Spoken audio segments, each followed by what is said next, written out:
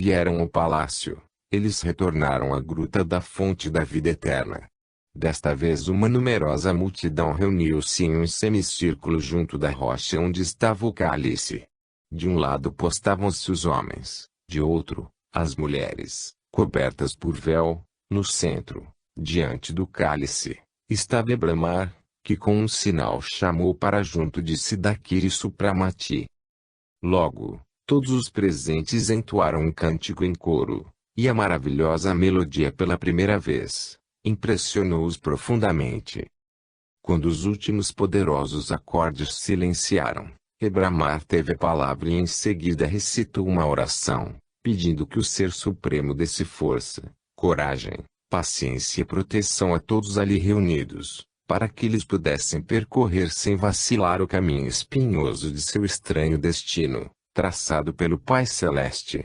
Prostrando-se de joelhos, todos proferiram um agradecimento, reverenciaram a fonte da vida e a seguir foram para uma ampla gruta contígua, no fundo da qual estava uma mesa posta com cadeiras em volta.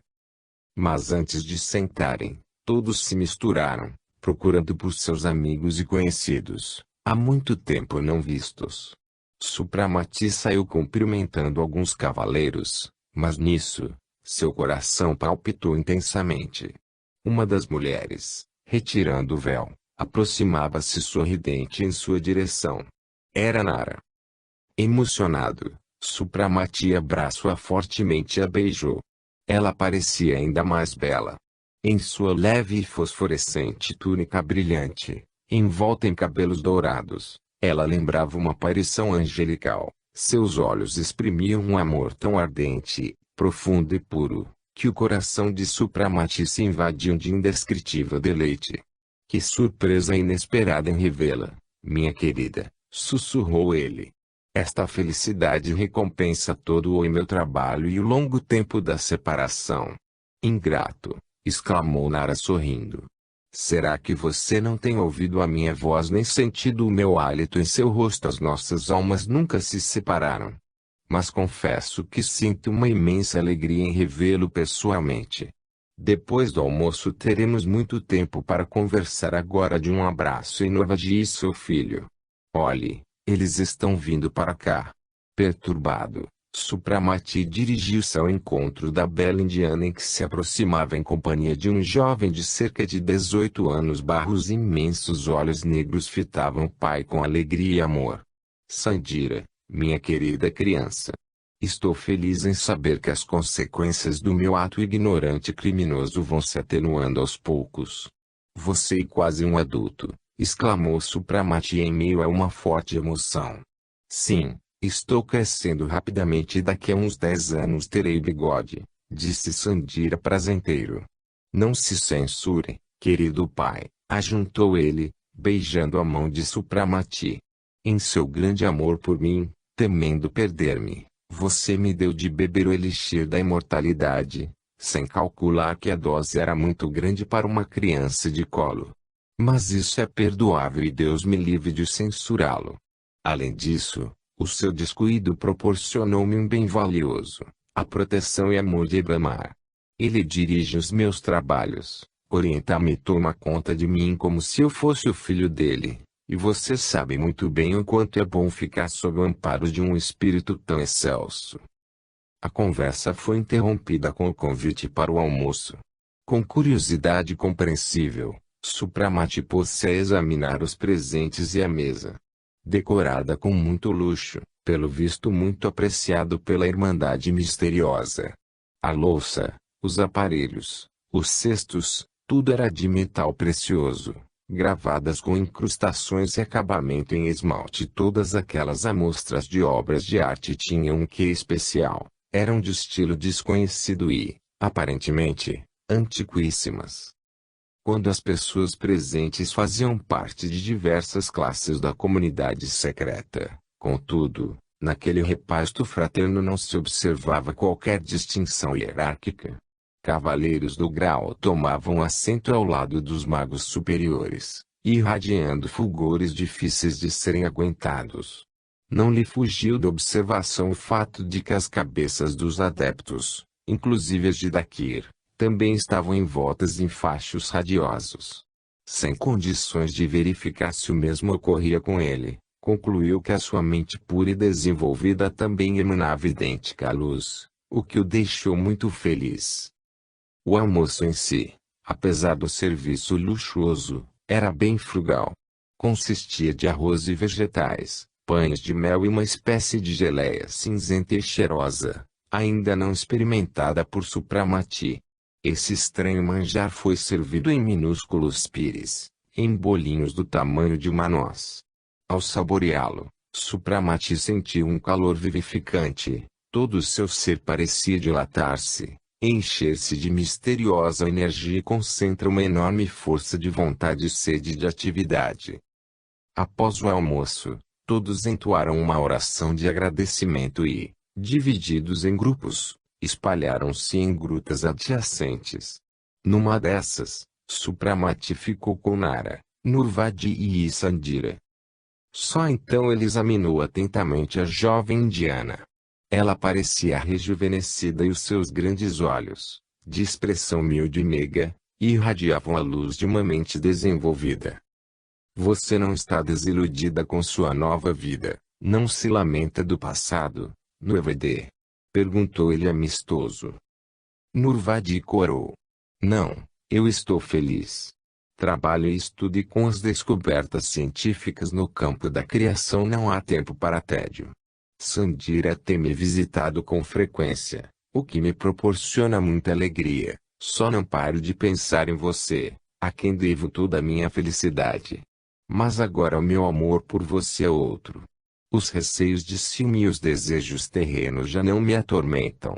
A paz e a harmonia reinam em meu coração e eu o adoro como a um gênio protetor, concluiu ela, apertando aos lábios as mãos de Supramati. Sandira também falou de si e logo se entabulou uma animada conversa em que Nara trocou, com o marido, as impressões sobre os trabalhos científicos. Está ouvindo o sino? Indagou ela. É o sinal de que o nosso encontro chegou ao fim. Ficaremos separados carnalmente por um longo tempo.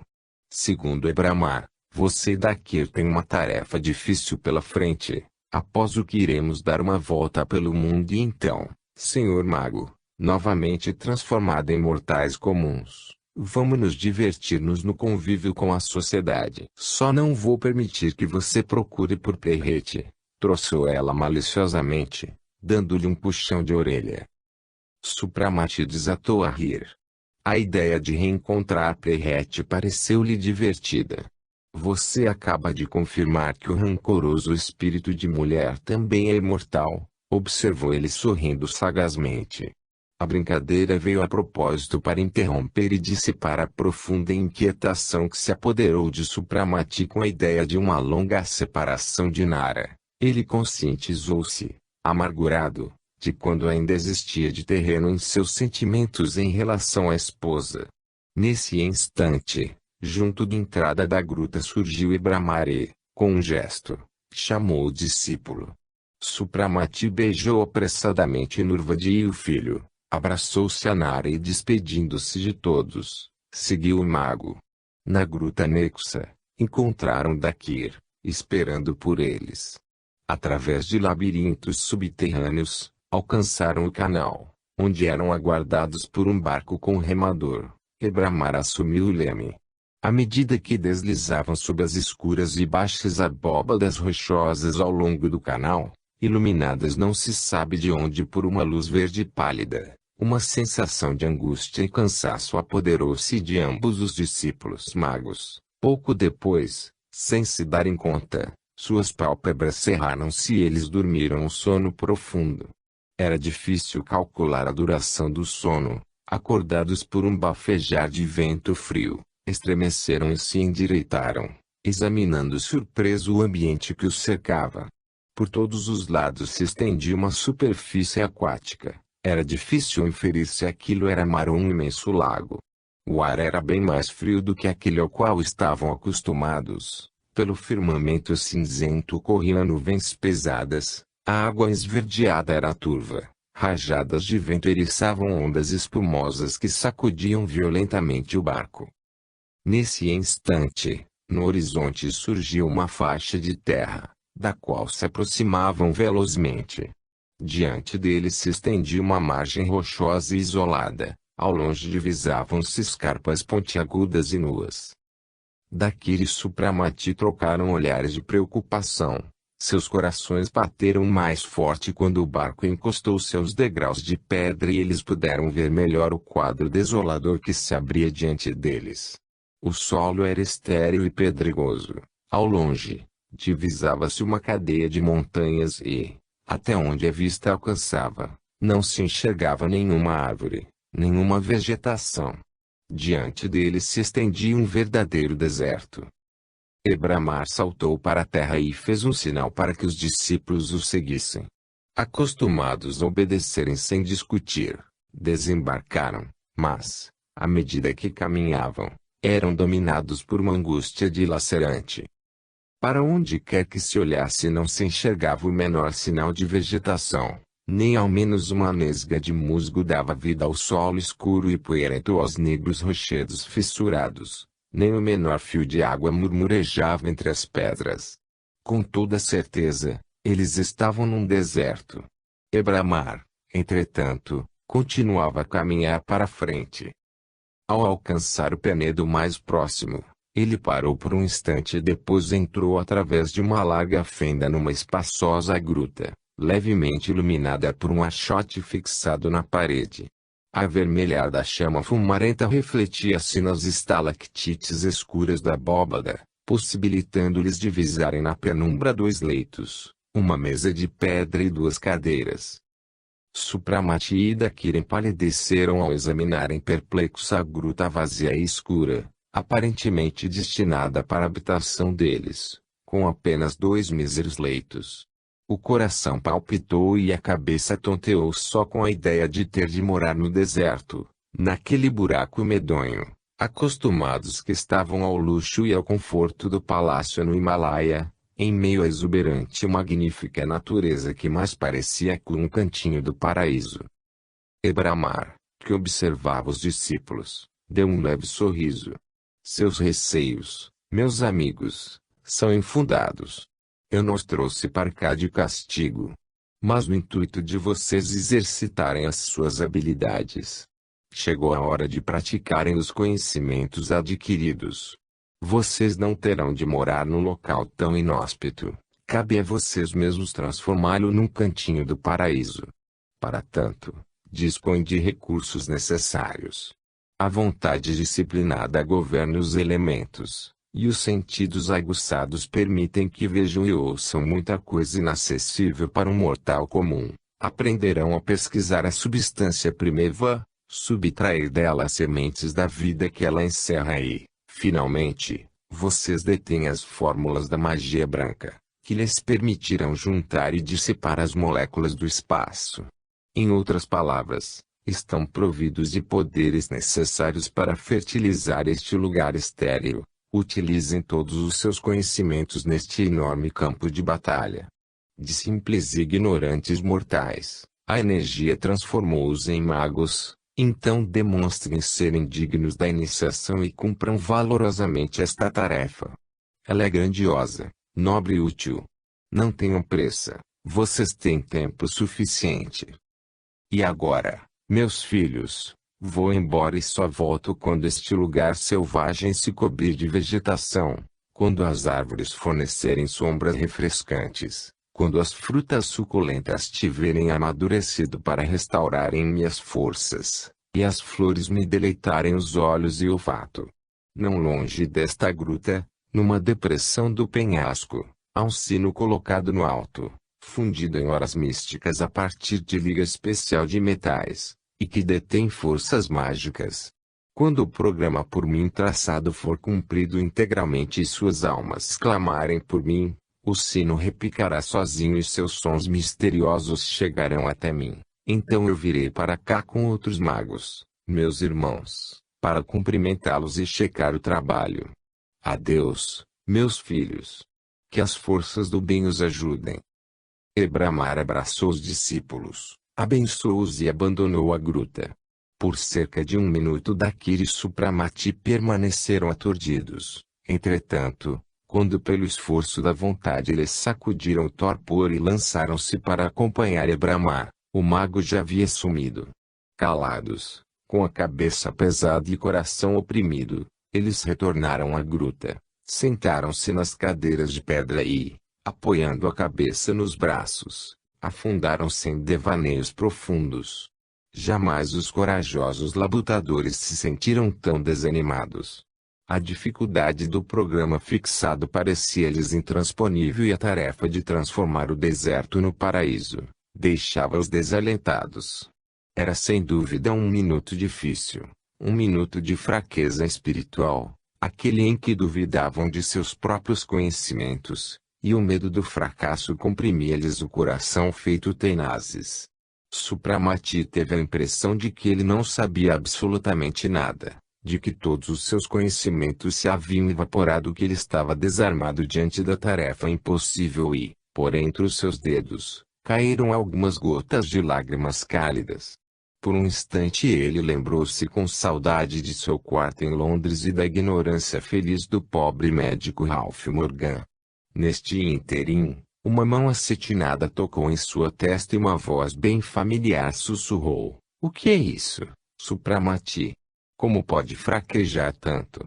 Permanecendo Morgan, você jamais conheceria Nara, enquanto que eu me apacento com a ideia de que você jamais se tenha se arrependido disso. Como se ferroado por uma abelha, Supramati saltou da cadeira e ruborizou-se todo. Em seus olhos fulgiu a energia de sempre. Aproximando apressado de Dakir, ainda sentado cabisbaixo, Supramati tocou-o no ombro. "Não desanime, amigo. Nara acabou de repreender-me pela pusilanimidade, e ela está certa. Comportamo-nos como dois colegiais e não como pessoas que almejam conquistar a coroa de magos. Eu me envergonho só de pensar em Ebramar." Dakir aprumou-se e enxugou apressadamente os olhos úmidos. "Sou grato por você ter me feito acordar", disse ele com firmeza. "As lamúrias não irão melhorar a nossa situação e, se não quisermos passar por necessidades, teremos de trabalhar." A Supramati voltou seu ânimo habitual. "Vamos dar uma volta pelos nossos novos domínios e examinar o campo da atividade. Esta dádiva tão generosa. O ar fresco nos fará bem, pois este buraco nojento com seu fumegante achote fétido, está me deixando nervoso." Rindo, ele pegou pelo braço Dakir e o puxou para fora. Não longe dali, encontraram um sino misterioso, futuro mensageiro do êxito deles. Era de metal que reverberava todas as cores do arco-íris e estava suspenso bem alto, sob um penhasco íngreme, como estava ele ali pendurado. Era difícil de saber. "Oh, meu querido sino, como ficarei feliz quando você repicar anunciando a nossa partida deste maravilhoso cantinho", suspirou Supramati. O passeio durou algumas horas. Eles chegaram à conclusão de se encontrarem numa ilha de 2 quilômetros de circunferência, no máximo, dividida ao meio por uma montanha. Nenhuma fonte, nenhum sinal de vegetação. Essa natureza morta é um nojo total, temos de começar a trabalhar depressa. Ebramar tem razão, sob essa escura e poeirenta crosta corre o sangue primitivo da criação e eu ouço o ruído de fontes subterrâneas, observou Dakir. Exaustos, voltaram à gruta e deitaram-se nos desconfortáveis e duros catres. Mas, passado algum tempo, Supramati saltou da cama. "Eu fico possesso, Deus me perdoe, com essa tocha. Ela fumega, fede e, além do mais, aqui está tão escuro que não se enxerga nada. E estou com fome. Custa-me acreditar que nem ao menos para a primeira noite nos deixaram algo para comer. É cruel obrigar-nos a dormir nesse leito com o estômago vazio." Dakir desatou a rir. "É verdade. Também estou faminto e esta penumbra me irrita. Que tal a gente arrumar uma luz elétrica condensada?" "Eureka! Boa ideia, Dakir. Vamos providenciar isso." Eles se postaram um em frente ao outro a certa distância e, erguendo seus bastões mágicos, começaram a girá-los com rapidez estonteante sobre a cabeça. Logo, na extremidade dos bastões, surgiu uma luz azulada. Zigue-zagues ígneos cintilaram no ar e iam sendo absorvidos por aquela luz que ia crescendo e tomando forma esférica, condensando-se e tornando leitosa.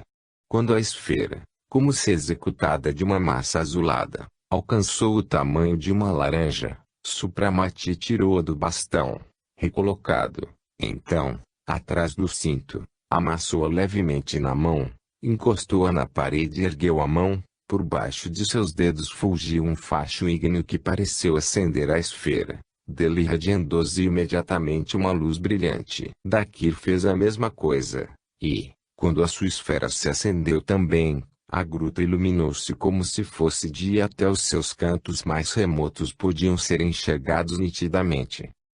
Supramati arrancou a tocha, apagou-a e atirou enojado para fora. Agora já se podia ver que no fundo da gruta havia 2 armários, 2 baús de madeira, e sobre eles estavam postas 2 caixas de ébano entalhadas com os instrumentos mágicos. Nos baús havia uma roupa e nos armários eles encontraram alguns livros, papiros, 2 grandes ânforas com vinho e 2 caixinhas com pó escuro, muito aromático. Vinho e um pó nutrítico. Pelo menos não teremos desarranjo estomacal, observou Supramati em tom azedo. Nesse interim, Dakir tirou calados os trajes de gala que vestia e colocou uma túnica de lã cingida por uma faixa de couro. Supramati seguiu-lhe o exemplo. Eles tomaram um cálice de vinho e comeram uma colher do pó. Por hoje precisamos contentar-nos com este repasto de monges. Amanhã tentaremos arrumar algo melhor, resmungou Supramati, espreguiçando-se na cama. Capítulo 5. No dia seguinte, com o nascer do sol, os amigos se levantaram revigorados, dispostos e bem-humorados. Durante o modesto desejum, consistente em uma taça de vinho e uma colher do pó alimentício, Supramati observou. A ilha está dividida em 2 partes por uma cadeia de penedos. Cada um fica com a metade. Você vai trabalhar uma e eu, a outra. Na hora do almoço nos reuniremos aqui para comentarmos os resultados de nossas experiências. Excelente. Uma ótima ideia. Então, vamos nos separar. Com que metade você quer ficar? Aqui circunda a nossa gruta, se você não tiver nada contra. Absolutamente. Continuando a conversar, eles saíram. Por onde você acha que devemos começar? Perguntou Dakir. Vou invocar uma torrencial para emudecer e limpar o ar denso e pesado que parece prenunciar uma tempestade. Até agora não vi o sol aparecer por aqui. E você o que vai fazer? Procurarei fontes subterrâneas e tentarei fazer com que elas aflorem a terra. As 2 experiências são boas e nos ajudarão a revitalizar o deserto. Trocando apertos de mão, os amigos se separarão. Dakir transpôs o penedo que delimitava os seus domínios, tirou o bastão mágico e, inclinando-o para o solo, foi andando ao longo da montanha em direção ao lugar onde, no dia anterior, ele tinha ouvido o ruído de águas subterrâneas. Subitamente, o seu bastão começou a vibrar e inclinar-se para a frente, arrastando seu dono até uma fenda na montanha. Dakir apurou o ouvido e a sua audição aguçada chegou nitidamente o borbulhar de uma fonte invisível, presa nas entranhas da terra. Após guardar o bastão atrás do cinto, Dakir tirou da bainha a espada mágica. Desenhando com a lâmina brilhante um triângulo ígneo mari, a seguir alguns sinais cabalísticos, pronunciou as fórmulas que invocavam os espíritos dos elementos. Por sobre o fio da espada fulgiu uma chama azulada. Dakir fincou rapidamente a misteriosa arma dentro da fenda. No mesmo instante ouviu-se uma explosão. A fenda subitamente se abriu em forma de funil e dela começaram a senhor expelidas pedras e terras, jorrando logo depois um jato de água tão forte, que cobriu os pés do mago, e que o teria derrubado se ele não cravasse imediatamente a sua espada no chão. As ondas espumosas dividiram-se em 2 braços e começaram a encher a depressão entre os montes. Feliz consigo mesmo, Dakir acompanhou a corrente por algum tempo, depois virou à direita e examinou o vale. Logo descobriu uma enorme cavidade que parecia o leito seco de uma lagoa. A experiência com o bastão mágico convenceu de que a água que havia sumido da superfície, devido a alguma catástrofe, ocupava as cavernas e bastava apenas chamá-la para cima. Sem perder tempo, ele pegou a espada mágica, desenhou com ela no ar um grande círculo e pronunciou as fórmulas. As veias em sua testa entumeceram sob o esforço da vontade, nos olhos, agitaram-se chamas. Subitamente, com um silvo ríspido no ar, cintilou uma espécie de relâmpago vermelho feito metal em brasa, que se cravou no centro do círculo desenhado por Dakir. A terra estremeceu e começou a se fissurar com estalos, formando fendas largas. Por todos os cantos começou a fluir água e as ondas turvas foram enchendo o antigo leito lacustre. Absorto em seu trabalho, Dakir não se apercebeu de que o céu se havia coberto de densas nuvens plúmbeas e uma tempestuosa rajada de vento levantaram um turbilhão de poeira. Quando rolou um retumbante som de trovão, ele ergueu a cabeça e viu que o firmamento escurecido era sulcado por raios reluzentes. Ah! Supramati está cuidando da tempestade, murmurou ele sorrindo. Sem dar atenção ao trabalho do companheiro, observou como o lago ia se enchendo e a ventania eriçando as ondas espumantes. Nesse interim, a tempestade foi se transformando em furação. O rolar dos trovões sacudia a terra. Os relâmpagos ferozes iluminavam funestamente o vale estéril e os contornos esdrúxulos e denteados dos penhascos sombrios. O vento revoltoso rugia, assobiava e, de súbito, desabou uma chuva torrencial. Começo a achar que ele está exagerando, resmungou Dakir, sacudindo a roupa encharcada.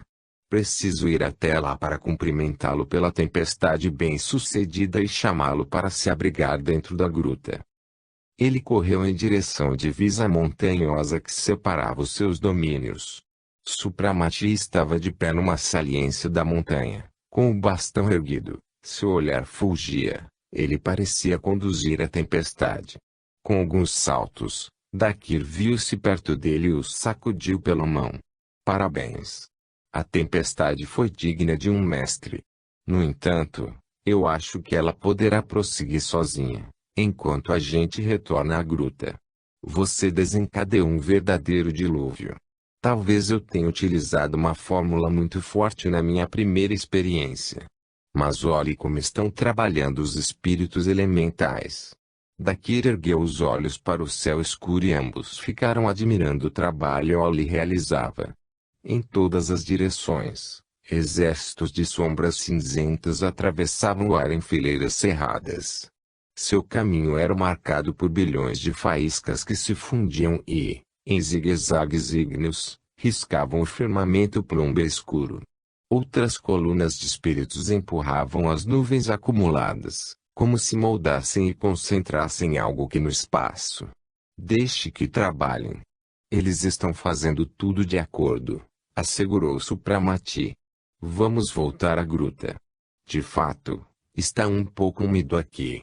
Confesso que não é fácil comandar os elementos. Rindo a valer, ambos correram para dentro de sua moradia. Após trocarem de roupa e enxugarem os cabelos, postaram-se na entrada da gruta observando como a tempestade ia aos poucos amainando. O vento espalhava as nuvens e a chuva foi parando. Finalmente surgiu uma nesga de céu azul e brilhou um raio de sol, invadindo a terra com luz e calor. Fascinado, Supramati ergueu os braços para o céu. Saúdo, astro-rei, esteio de todas as forças criadoras, fonte vivificada de luz, calor e esperança. Eu sei que os mais sábios dos povos, os filhos do Egito, veneravam-no de joelhos. Onde você aparece, o coração humano se reanima e na alma nasce a esperança. O homem abatido levanta a cabeça, encorajado e fortalecido. E reinicia o trabalho com as novas forças. Para nós, também, ó benfeitor celeste, Ra vitorioso, a fonte da vida e fartura, envia os seus raios e felicita-nos sorrindo pelo nosso trabalho. Dakir olhou participativo para o rosto emocionado do amigo.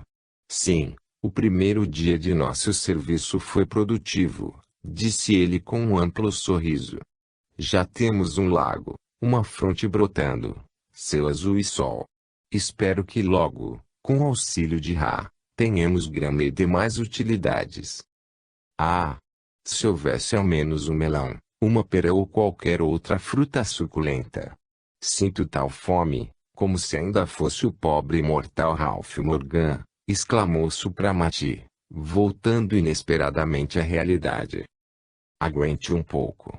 Com o surgimento da vegetação, plantaremos frutas de modo acelerado, enquanto isso se contente com o pó nutritivo. Nem pensar.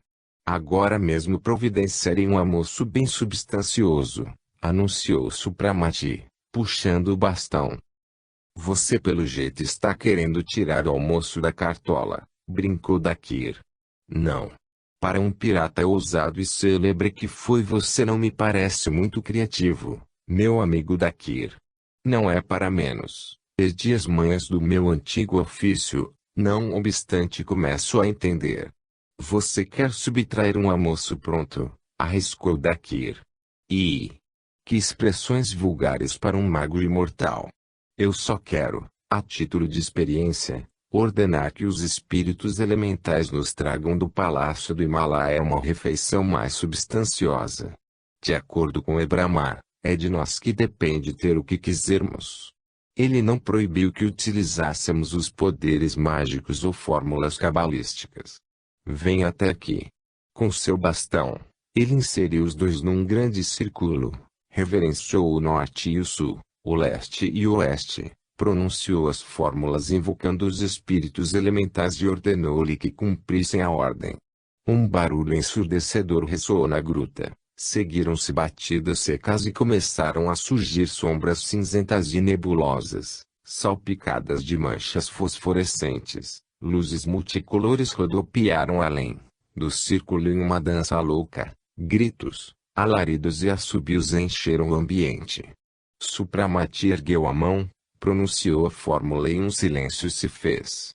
A parede pareceu se abrir, fulgiu um largo clarão e naquela luz azul fosfórea apareceu um ajuntamento espectral de criaturas cinzentas, arrastando e empurrando velozmente um objeto nebuloso, incolor e leve feito teia de aranha, que tremia e oscilava, e tinha o aspecto de uma mesa cheia de iguarias. Subitamente um zigue-zague ígneo recortou o ar, a terra estremeceu, como se atingida por um raio, e o volumoso e pesado objeto pôs-se crepitando no centro do círculo.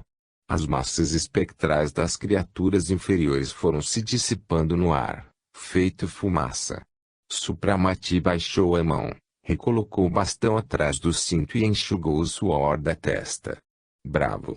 A comida está aí em quantidade suficiente até para um glutão. Você interpretou bem as palavras de Ebramar ao dizer que só de nós dependeria levar uma vida regalada, riu Dakir. Vejamos o que nos trouxeram, disse Supramati, examinando com satisfação a mesa da qual exalava um aroma apetitoso.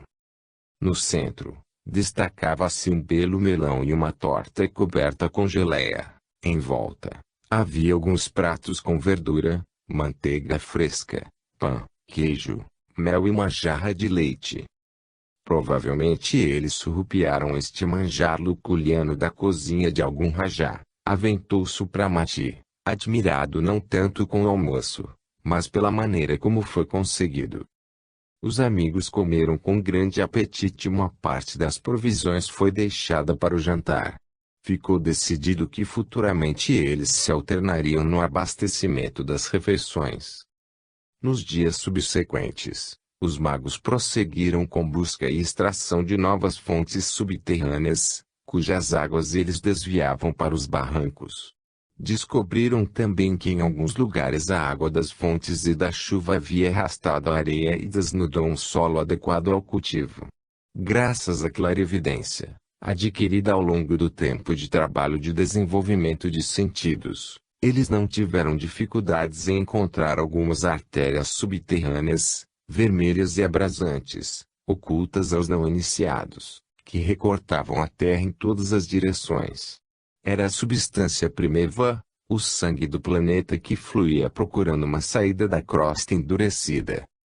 E então eles se puseram à extração da substância, para dela tirar as sementes da fauna e flora, os germes da vida nela contidos, que apenas aguardavam que a umidade terrestre os impregnasse e os fizesse germinar.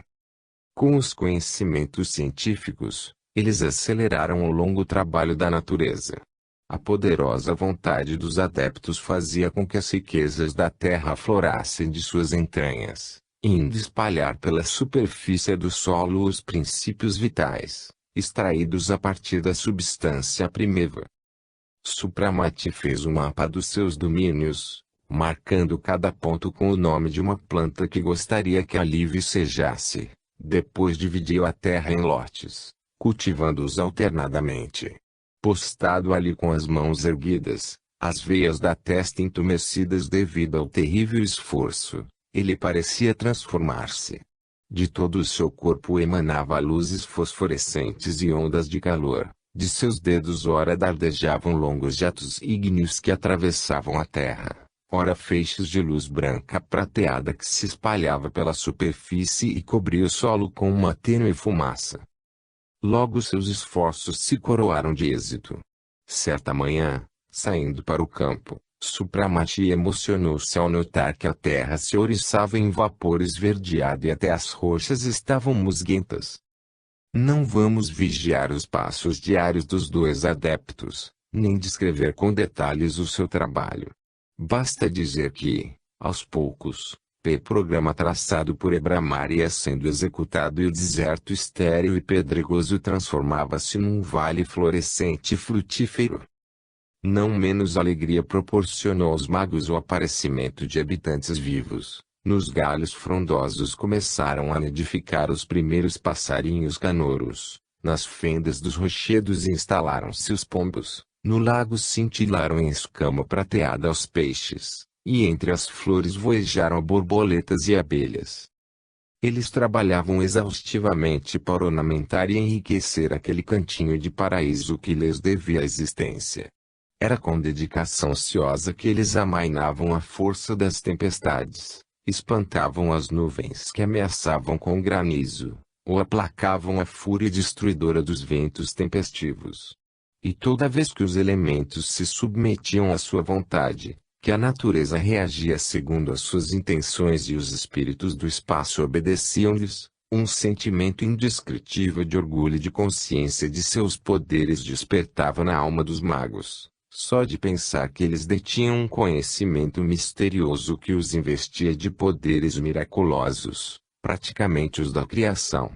E nesses momentos, a sua vida, quase infinita, não lhe parecia um fardo, mas, pelo contrário, um bem valioso.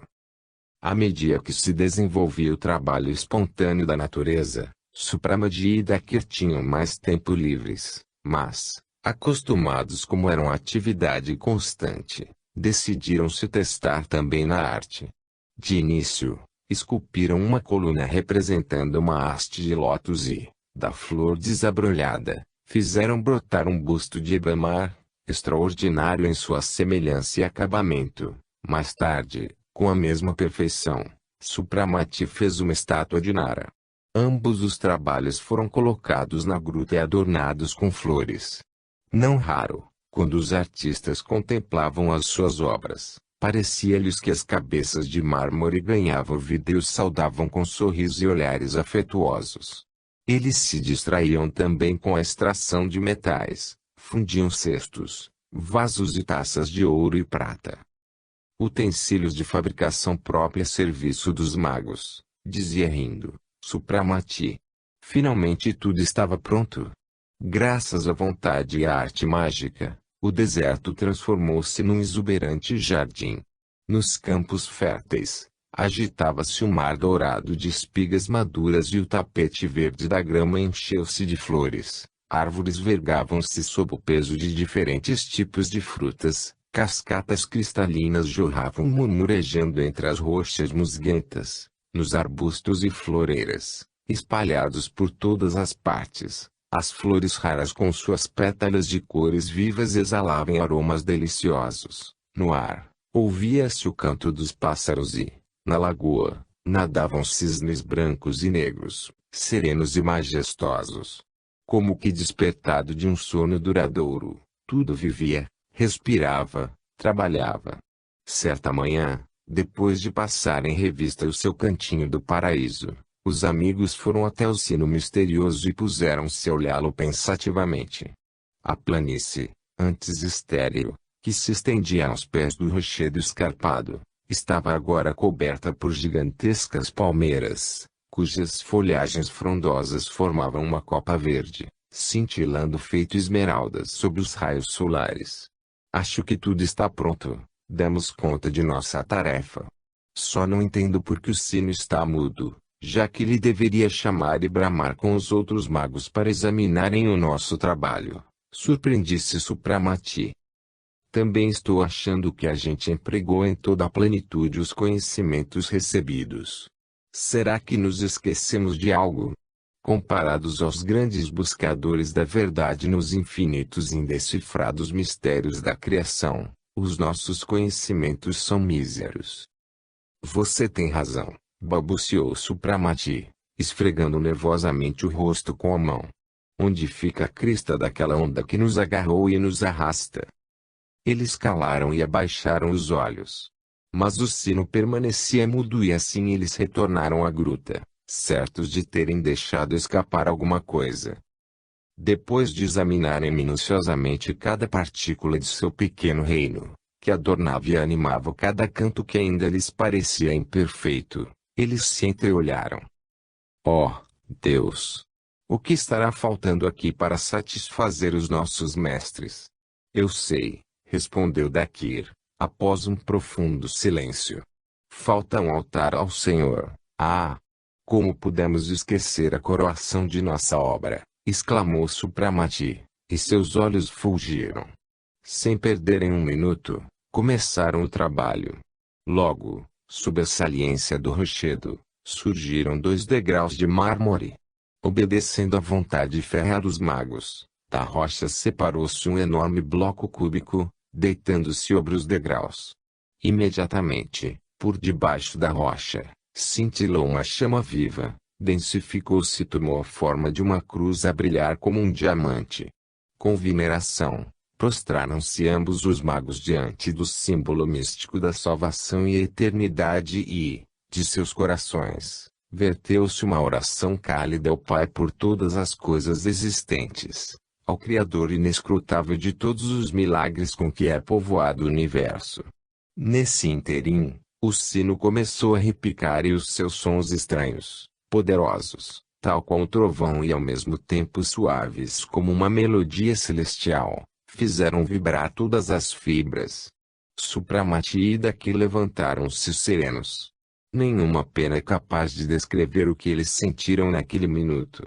A harmonia que lhes encheu a alma obliterou e dissipou todas as sombras da dúvida e do sofrimento que devoram o coração do homem profano, cujos instintos carnais o prendem em garras afiadas. O sino silenciou, mas, ao longe, ouviu-se um suave som melódico, como de uma harpa de éolo. Ebramar está vindo, anunciaram em uníssono Dakir e Supramati, e dirigiram-se apressadamente para a margem. O barco já havia encostado e dele saiu Ebramar com mais 2 homens em vestes alvas, carregando um objeto sobre as almofadas vermelhas. Ebramar segurava um pequeno escrino de ouro. Eles se aproximaram solenemente dos jovens adeptos, inquietos e hesitantes.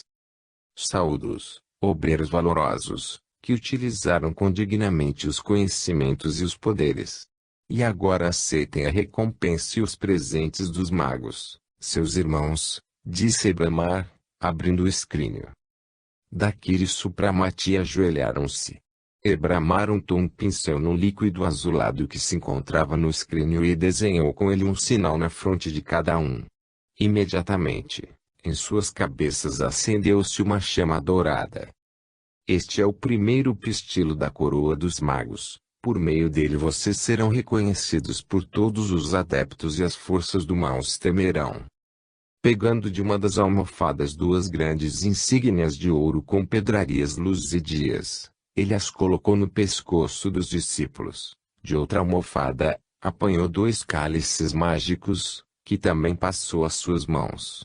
Depois, fez os discípulos se levantarem, abraçou e osculou-os. Os outros dois magos repetiram o gesto. O seguir, após orarem junto a Ara, todos se dirigiram à gruta, onde os anfitriões ofereceram às visitas um almoço, feito exclusivamente dos produtos provenientes da ilha. Encetou-se uma animada conversa e Bramar comunicou aos alunos que os irmãos que o estavam acompanhando haviam decidido se instalar na ilha, tornada fértil por eles, e ali construir uma casa para estudos científicos especiais. Esses irmãos partiriam na mesma tarde e retornariam alguns dias depois, enquanto que Bramar passaria na ilha todo o dia seguinte para examinar detalhadamente o reino de seus discípulos, retornando à tarde, e todos seguiriam, então, para um dos palácios no Himalaia. No dia seguinte, Bramar e seus pupilos saíram em inspeção pela ilha. Tudo foi verificado minuciosamente. Supramati e Dakir fizeram um relatório dos métodos empregados para fertilizar e povoar aquele torrão desértico que a eles foi confiado. Bramar elogiou, deu sua opinião e explicações, completando a inspeção com instruções teóricas e práticas quanto aos recursos técnicos utilizados. De volta para a gruta, a conversa prosseguiu sobre o mesmo tema.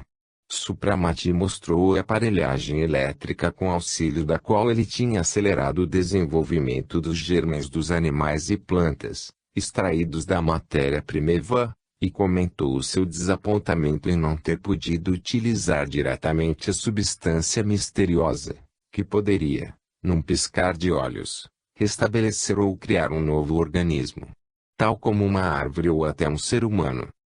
Você nos havia prescrito para avançarmos por um caminho científico lento e nos tentamos cumprir fielmente esta instrução. Tal restrição foi necessária para que vocês se consagrassem a todos os detalhes de funcionamento do mecanismo da natureza. Utilizar-se apenas da matéria-prima é relativamente fácil, disse Bramar sorrindo. Não estou protestando contra essa instrução. Sabia e profícua como tantas outras, retrucou Supramati. Eu queria abordar uma questão diferente. Reconhecendo na matéria-prima as propriedades de animar e restaurar, não poderíamos com seu auxílio simplesmente evitar o fim do planeta, reanimando as seivas exauridas da nossa Terra. Essa substância é tão fecunda, que basta algumas partículas para realizar milagres. Não se poderiam fazer reservas do elixir em locais inacessíveis dos nossos abrigos e, quando minguarem ou se esgotarem as fontes internas, bafejar a vida de outro modo. Por exemplo, irrigar a terra, reflorestá-la e recuperar a vegetação desaparecida, pelo menos de trigo, para alimentar os deserdados durante uma época de fome. Em termo do planeta todo, isso seria difícil. Mas em alguns locais tal ajuda seria viável. De qualquer forma, isso não passaria de uma fecundação artificial e, assim que a reserva da substância que fosse colocada ou borrifada num determinado local ficasse esgotada, já que não haveria uma fonte de reposição, tudo viraria cinzas e se transformaria em deserto. Seria um simples paliativo. O organismo do planeta não é como o ser humano. Suas exigências são bem mais complexas. Mesmo nós, não somos momentaneamente atingidos pela morte ao tomarmos o elixir da longa vida, devido à terrível força absorvida dos elementos. Só depois é que se processa a ressurreição e o organismo renovado está pronto a nos servir quase infinitamente. Lembra da vítima de Narayana, cujo corpo ele mergulhou no líquido contendo a matéria-prima? Lembra como se refez seu organismo? Sim, mestre. Em poucos meses ela se reduziu a uma velha decrépita, achando que ia morrer de apoplexia, mas logo se deu conta de que se havia tornado novamente jovem e forte. Justamente. Por uma morte incompleta e ressurreição passam também os planetas. É o que, segundo as tradições hindus, é chamado de Noite de Brahma. As transformações geológicas abalam o planeta, a vida parece sustar-se e, depois de um descanso, a Terra, renovada e com as forças recuperadas, retorna ao seu antigo trabalho, até a catástrofe definitiva, que pode ser apressada ou adiada, dependendo dos habitantes do planeta terem esbanjado ou poupado as forças de sua ama de leite, concluiu Ibramar. Isso está claro, mas o que eu acho que a ordem estabelecida no nosso planeta é irracional e contribui para sua destruição. Porque a humanidade que povoa a Terra não pode ser imortal, ou seja, viver uma vida planetária e, dentro de certos limites, adquirirem aqui uma educação espiritual. Dando uma dose necessária às crianças de colo, seria possível criar uma nova geração de pessoas e educá-las nas condições desejadas, o que tornaria o seu aperfeiçoamento mais rápido. Por demais triste e perverso observar como a humanidade herdada outras características cada vez piores, mesquinhas e viciosas. A quantas vidas inúteis e nocivas assistimos, por quanta desgraça e sofrimento, perdas difíceis, acontecimentos terríveis, passam os seres humanos, sendo mais tarde substituídos por seres da mesma forma desnecessários e maus. Se o planeta é predestinado a viver por milhões de anos, por que impedir que ele seja povoado por uma geração sadia, forte, bela e iluminada? Um frasco de matéria-prima seria suficiente para milhões de pessoas, falta de espaço também não existe. Tomemos por exemplo o nosso planeta. Quantos milhões de pessoas além da população atual ele poderia alimentar? Quantas terras inaproveitadas poderiam ser cultivadas? Quantas ilhas ou até pequenos continentes poderiam ser criados, à medida que a população fosse aumentando, pois o espaço ocupado por oceanos é imenso. Supramati falava com entusiasmo e Ibramar ouviu atentamente, sem interromper. Quando se calou, o mago sorriu e alisando a barba disse: tudo o que você diz parece lógico e justo. Entretanto, o seu projeto manqueja em muitos aspectos. Primeiro, mais cedo ou mais tarde virá o dia em que faltará espaço para todos. Segundo, você se esquece de que a nossa Terra nada mais é que uma escola, por sinal de nível bem baixo, que os espíritos frequentam para lutar, trabalhar e aprimorar as suas tendências quer boas, quer más. Como em qualquer escola, a população do planeta se modifica, pois é preciso liberar lugar para os que vêm de baixo. Terceiro, você não está levando em conta as diferenças individuais e não é qualquer um que consegue passar por uma iniciação como a nossa. Por exemplo, o quanto ela é difícil, vocês sabem por experiência. Imaginem o que faria uma pessoa com tendências criminosas, dotada de imortalidade e dos poderes terríveis que dão os conhecimentos científicos. Você tem razão. O meu lindo projeto seria apenas uma utopia, balbuciou Supramati embaraçado. Por que utopia? Como você pode afirmar que a experiência da qual você fala já não foi tentada em algum lugar do espaço infinito? Devo acrescentar que o pensamento humano não consegue imaginar algo que não existente. O impossível não pode nascer no pensamento e, portanto, qualquer ideia por mais esdrúxula que possa parecer, existe em algum lugar, caso contrário, a mente não poderia formulá-la. Assim, aquilo, de que você fala, existe quanto mais o espírito e o pensamento forem desenvolvidos, trabalhados e flexíveis, tanto mais rica será a imaginação sobre o possível, pois para o impossível não existe expressão nem cotejo. Aquilo que pode ser criado e expresso numa ideia pura, já existe de fato. Não aqui, talvez, mas em algum outro lugar do universo e, como já disse, quanto mais elevado e desenvolvido for o espírito, tanto mais ampla será essa noção sobre o possível e provável, expresso da mesma forma que um artista personifica no quadro a sua ideia. Ah, fez Supramati. Se fosse possível alcançar todo o mecanismo da criação, compreender e enxergar o objetivo dessa ascensão que parece infinita, conhecer aquilo que se nos afigura estranho e até injusto, triunfar sobre a dúvida e o medo que nos sugere o objetivo final e nos permanece desconhecido. Isso se caminho à perfeição não tiver um limite.